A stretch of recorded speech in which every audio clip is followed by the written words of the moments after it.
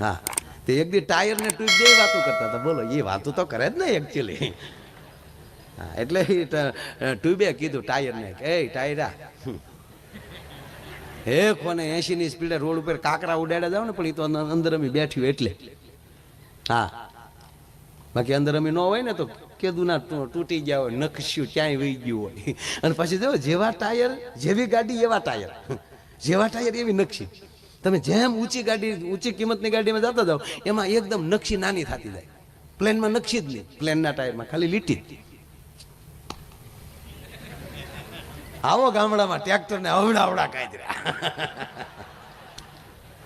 આપણા માણા પ્રમાણે તાકાત જેટલી એવી એવી મૂછું ઉપર દેખાય ખબર પડે.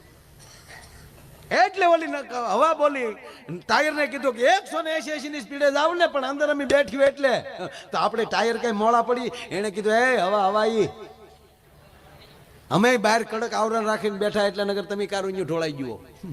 એ બે જણા વરસાદ કરતા હતા ને, તેનો છોકરો વાલ બોલ્યો કે બા બાપુજી બે હક ના રહેજો, બાકી વૈશ્માલી અમી સટકી ગયા ને તો તમે બે ઢોળાઈ જાઓ. આ વાલપીનું સાફ કરવાના પ્રોગ્રામ છે. તમે ગમે એવડા કરોડપતિ હોવ, પણ તમારો છોકરો જો એક ઊંધું ડગલું ભરી જાય તમને બજારમાં હાલેવા ન રહેવા દે. માટે સંસ્કારની જરૂર છે, એટલે આનંદની જરૂર છે. ધીરે ધીરે આ જો આપણા પેલા લગ્ન આપણા થતા બાપુ, એ જાનમાં હારા હારાને લઈ જતા, અને દરેક માણસ પોતપોતાની ફેર પ્રમાણે હારે પૈસા લેતા જતા, લઈને ત્યાં જરૂર પડી તો. અને આપણી બેનું આ ગાડામાં જેટલા જાનમાં ગયા છે માવડીઓને ખબર છે. એ ગાડા ફર્યા હોય ને હેડી હેડીની બાઈઓ એમાં ગાડામાં બેઠી હોય, એકમાં વળી બધી માવડીઓ બેઠી હોય, એમાં વળી 30 વર્ષની બેનો બેઠી હોય. એક ગાડામાં એવું હોય કે એક જ ગામની દીકરીઓ નોખે નોખે હાર ગઈ હોય, તેથી જ આવ્યું હોય, એ બધું પછી એક જ ગાડામાં બેહે અને એના બાળપણની પછી વાતું કરતું જાય, અને પછી એમાં વચ્ચે ગીત ગવાતા જાય, ગાડામાં ગીત ગાય. મને તો એ થાય કે ગાડા પાછા ગાડા ખેડૂને અગાઉ અગાઉ કહેવાય ગયું હોય કે ભાઈ તમારું ગાડું અમારે જાનમાં લઈ જવું છે. સાહેબ, કોકના જાનમાં ગાડા લઈ જવાના હરખ થતા હતા માણસને. અને એને ગાડા તમને કોઈ એવા બળદ નહીં, તેથી એમાં ધરવા હોય હરખ્યા 2-3 દીથા, જેથી જવાનું હોય તેથી થોડાક ભૂખ્યા રાખ્યા હોય. આ બધી રીતો હતી. અને એ પછી વગડાની અંદર એવા ગીત ગવાતા હોય ગાડામાં બેઠા બેઠા.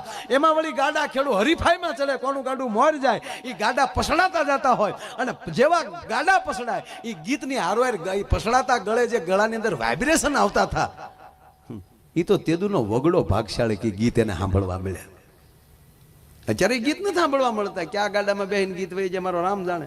ગીત તો ગાય છે હજી, આપણે ગામડામાં ગીત ગાય છે, પણ એવા ભાઈ ગીત આવ્યા વિટામિન વગેરેના, એ તો અત્યારના આ વરરાજા સાંભળી લે. બાકી કુવારું રેવાય, બાકી એ ગીત સંભળાય. આમ બેઠી જૂઠ બોલે માંડવા ડોલે, અમી સાસરીએ જવાના, અમી 500 પારી ખાવાના, સુટકી ખાવના, મારા બાપનું શું જાય?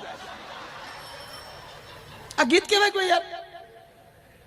આમ કાં તો લાંબા ઢાળે ચાલુ કરે, કોલેજમાં ભણતી એક કન્યા કુંવારી.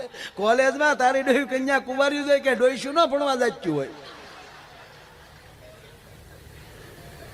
અરે ભાઈ, મેં હમણાં એક ગીત સાંભળ્યું.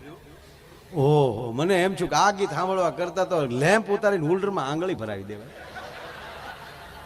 આ જાનમાં જવા કરતા હસું જાન દઈ દેવાય. એવું ગીત.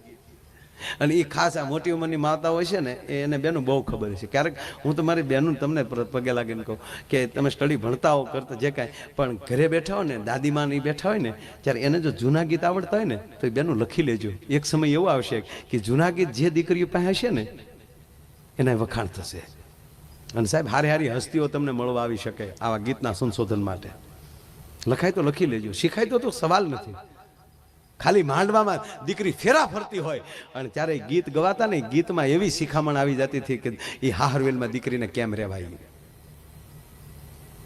અત્યારે તો હાવ વિટામિન વગેરેના ગીત, હાવ સોલા લેમન. એમાંય પાછા જોઈ એ ધૂળ ઉડી હોય, એ ગળામાં ધૂળ્યું ગઈ હોય, અને સામે તમે તો પ્યોર ઘીથી બધાને જમાડો છો. મેં જોયું રસોડું, બહુ પ્યોર ઘીથી તમે જમાડો. પણ અમુક અમુક બિચારા નાના માણા એ વેજીટેબલ ઘીમાં ઢેફલા બનાવ્યા હોય, એ વળી જાનડીઓ ખાઈ ગયું હોય, એ પાછા ગળા બેસી ગયા હોય.